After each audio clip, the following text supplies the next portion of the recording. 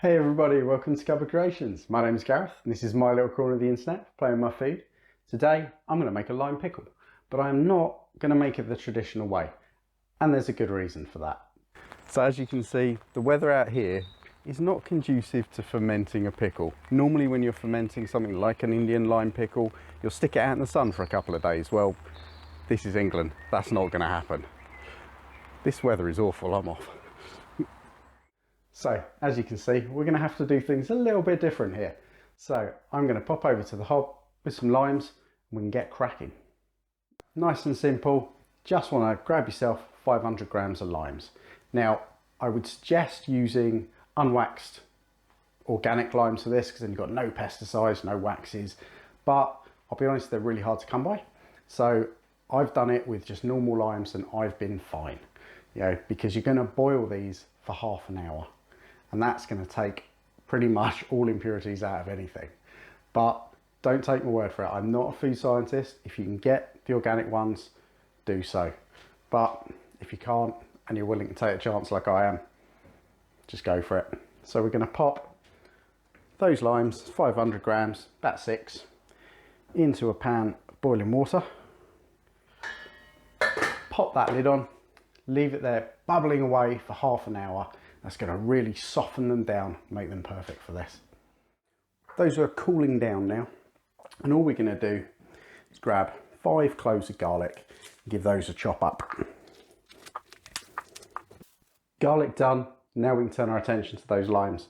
And all we're going to do is just chop them down, and you want to keep them quite small. So we're going to look for about 1 centimetre to 2 centimetre lumps probably. Often with like shop bought lime pickles, you can end up with like 5 bits of lime in the entire thing. And they're enormous. So the minute you try and put it on anything, it's awful to eat. So with these, I want to get them down really, really small so that every spoonful's got a bit in it. And you want to get all of that pulp in there as well. So you're going to end up with it smeared all over the board, but don't worry about that. Just chop those bits right down. Great, so limes are done. Now all we have to do, head over to the hob, start putting it all together. Okay, so nice and simple to start. Just going to get your pan on the heat, quite a low heat. You want about 2 tablespoons of vegetable oil in the bottom there. And then you're going to pop the garlic in. We're just going to fry that off for about 3 minutes, just until it softens. Okay, so that's nicely softened down now. So what we can do now, add in all of our spices. It's a nice easy one to remember this. So you want a teaspoon and you want 2 teaspoons of ground fenugreek, which I only found recently when making this. And wow, it's an incredible ingredient. Really great flavour. Then 2 teaspoons, if you don't throw it everywhere, of ground coriander. 2 teaspoons of ground cumin.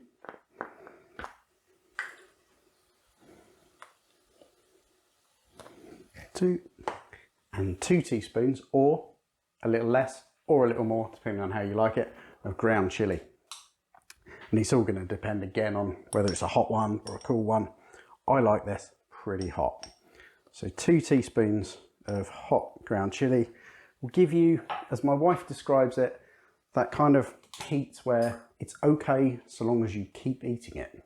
It's when you stop that you start to feel the burn. I love it like that.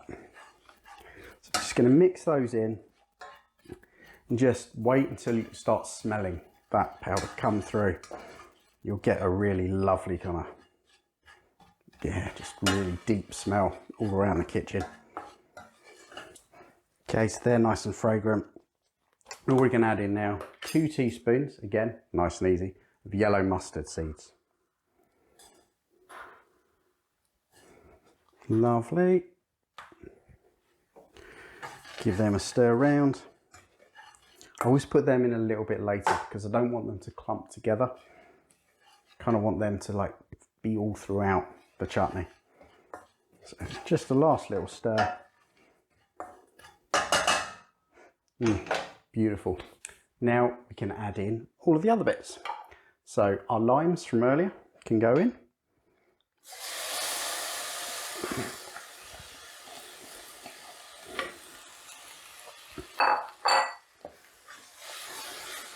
Give that a good mix. And then we're going to add in 250 ml of white wine vinegar. In there.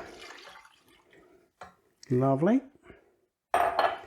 Again, just keep giving a little stir just to mix everything up before you add your next. And your next is sugar. So we're going to kind of balance all that mad acidity from those limes and vinegar with sugar. We're going to use 150 grams of light soft brown sugar. That pops in there. Again, just mix that all around. Try not to splash it all over yourself. Lovely. And then last but not least, which is an interesting flavour for this, I'm going to use tomato puree. We're going to put a tablespoon in, not a huge amount, because it's quite strong. It's always like this double concentrate stuff. And it really, really adds to the flavour. Really gives it what you're looking for in that lime pickle. And this is going to be slightly more acidic than your usual one, because obviously the usual one is just fermented and uses lots of oil.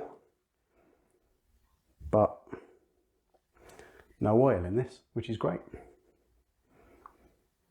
Okay, tablespoon of that in there. Wash that off.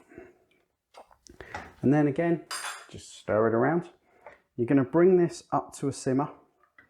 And then you're going to pop the lid on, leave it for 15 minutes, just simmering away. By that point, it should have started to reduce down and all those flavours will really kind of come together. Okay, as that's bubbling away, now is a really good time to kind of get your jars sterilised, however many you're going to use. Like I say, this will make about 500 ml. So all you need to do, wash them in hot soapy water and the lids, then jars in the oven at 140 degrees C for 15 minutes. With the lids just in some boiling water.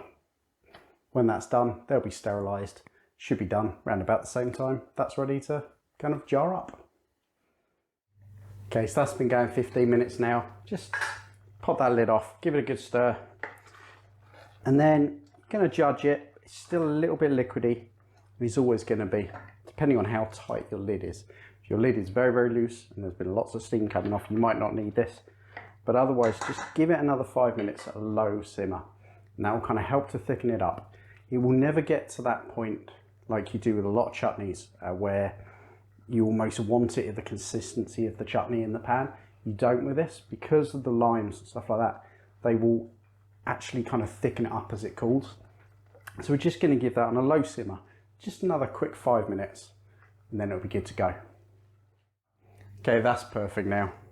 So that extra 5 minutes just means when you're sort of stirring it, you can, you'll see the bottom briefly, then it'll ooze back like a really kind of thick gravy. Okay, so now we just have to jar this thing up. So grab your sterilised jar, which is going to be pretty hot, like so, and then pop it in there. There we go.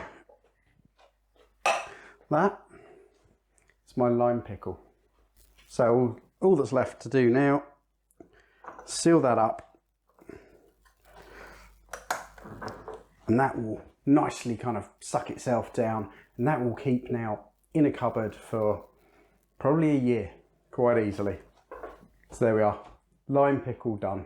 And luckily I've got one that I made before, and it's beautiful. So all you need to do, grab yourself some papadums, pop some on. Absolutely delicious.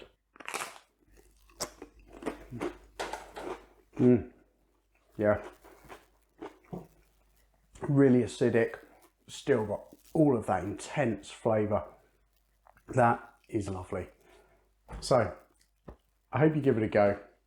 I hope you enjoy it, and I'll catch you next time. Cheers.